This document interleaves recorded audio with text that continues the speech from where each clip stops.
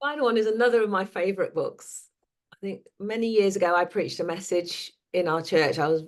When we were very new to Leicester. And I remember using this book as a resource. And ever since, it's really deeply impacted me because I've always loved Psalm 23. But this is a little book by Philip Keller. It's called A Shepherd Looks at Psalm 23.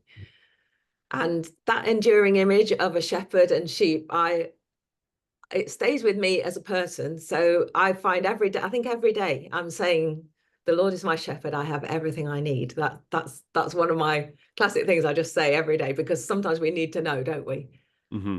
That we have everything we need. I remember sitting with somebody just after we came to Leicester and feeling very inadequate it was the first time, because I was a teacher before we came here. And this was the first time I'd ever been in ministry, like full time. And to be honest, there were times where I didn't know what to do.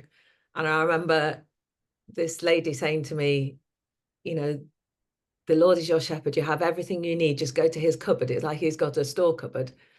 Go to the cupboard and receive whatever you need for the day. And that's just always stayed with me, that he goes ahead of me. He prepares the way and I have everything I need. So I think this is a great book for us just to know. And Philip Keller was a shepherd. So he was a shepherd, I think it says on the back where he was, in East Africa. But so he experienced shepherding in a similar way to what they would in the Middle East when Jesus was around and when David wrote the Psalm 23, like the shepherding where the shepherd goes ahead of the sheep and so on. But he understands shepherding, ranching, those sorts of images. So he unpacks the Psalm. It's a very simple little book. It's a lovely book to have by your bedside or whatever.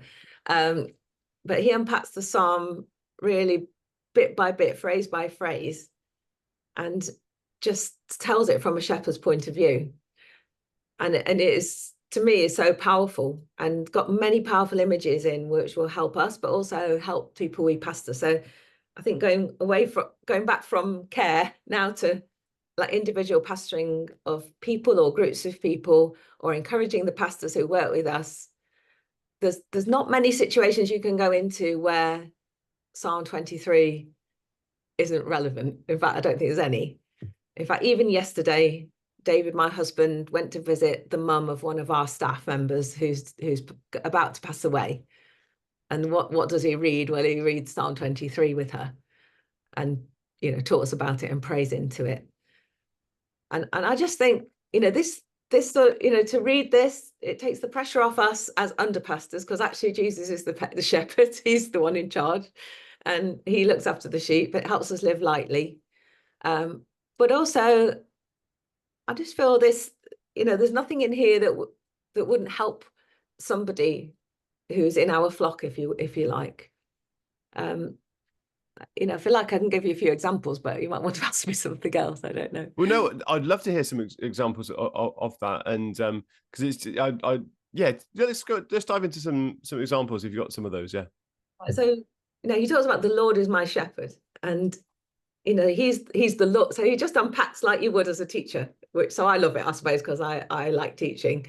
So he says, the Lord is my shepherd. So the one who's our shepherd is the creator, the sustainer. He's the name above every other name, the King of Kings. He has real power, and he is my shepherd. So he talks about mine, and he tells a little story about when he first bought his first flock and the feeling he had that they were so precious because he'd laid down his life. He'd literally saved for this flock of sheep. He said he bought them with his blood, sweat, and tears. And so he would continually lay his life down for them.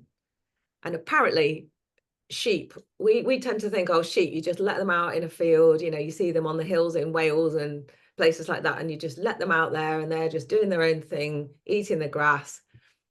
You don't need to give them much care. But he says, Yeah. actually, that is not true at all, because sheep are some of the most needy animals in the world. And he said he constantly would be laying his life down for the sheep. It would cost him sleep. It cost him, blood, sweat, and tears. And also he would mark them. to say that they were his. So that's another thing, they're mine. You know, the Lord is our shepherd. So like a farmer marks this, you know, you see the sheep with a mark on the back saying whose farm they belong to. We can also say we were marked obviously with a seal, it says in the Bible, or the Holy Spirit. And I just find some of those pictures, I love pictures, but some of those things we can really use as well to help other people, to help them to just grasp, you know, what it is Jesus has done for them. Yeah, apparently, I mean, another example would be how easily sheep are scared. And so many people, you know, dare I say, even us sometimes, you know, have fear or cannot rest. And he says he lets me rest in green meadows, green pastures. But apparently a sheep with a shepherd, they won't lie down unless they're free from fear, because they're very easily scared, unless they're free from friction with others. They have this thing called the butting order, apparently, which he talks about, which is like the pecking order with chickens, but there's a butting order with sheep. So they like butt each other out the way, and then they have a top sheep, and then they have a hierarchy.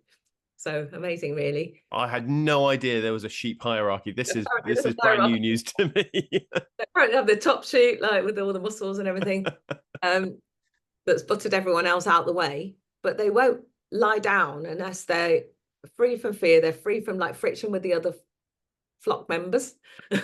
they're free from pests, so the pests will get in their head, and they'll, you know, they get under their fur, and not their fur, is it? What is it? Their fleece.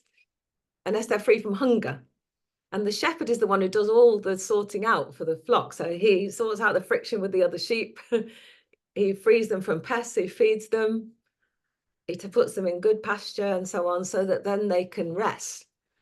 And I think that's a lovely picture, really, just to think that Jesus is the one, the good shepherd, who will help us to rest, because he deals with all those aspects of our life. And particularly the one about the pests, that really spoke to me, I remember, because apparently there are these flies which get into a sheep's ear, and they actually burrow into their brain, and they lay their eggs in their brain. And it can drive them so mad that they will actually butt their head against a branch or a tree or something, and can actually die. And when it talks about he anoints my head with oil, apparently these larvae that may even climb up through the nose and so on, the shepherd looks for signs of that, and he puts oil on the sheep's head, and apparently that deals with these nose flies, that because otherwise they I suppose the oil stops them getting up the nose. And to me, it's things like that, you know, that picture of, okay, if we're plagued by anxious thoughts or niggling things that won't go away, or things that destroy our peace, the good shepherd wants to come and deal with those damaging insects, if you like, in our head. And he says, let me anoint your head with oil. So all those pictures, I think, are really beautiful. And I think they remind us as well of what a wonderful privilege it is, what a privilege it is to pastor the flock of God, if you like, to actually be like that good shepherd, but to be under shepherds with him, the great shepherd, and to shepherd on his behalf. I just think that is amazing. Lots of a really quite wonderful imagery there, and things I never knew, because obviously I'm not a shepherd. You know, not a literal shepherd, you know. But I think there's so much that we can learn, and I think I've been something I've been wondering about recently is thinking about the nature of shepherding. And we talk a lot about leading, and obviously that's great, and we need all of that. But sometimes when we talk all about leading, we forget what that means, that in the context of shepherding, which is the biblical example. How has that affected, you know, how has this book affected how you lead, how you how that we need leadership in church? Of course we do, absolutely. But how has this book helped you think about that kind of shepherding as well? I think we need to lead with love always, don't we? So, you know, we can talk about leading. Sometimes I think we maybe separate leading and pastoring, don't we? And they really are together. And even if we are a senior leader, like David and I are now are senior leaders of a church. So we have a staff team, and quite a lot of our time is spent with the people who are actually doing some of the pastoring, and people who are leading ministries with young people or children or seniors, and or are leading our sites and so on.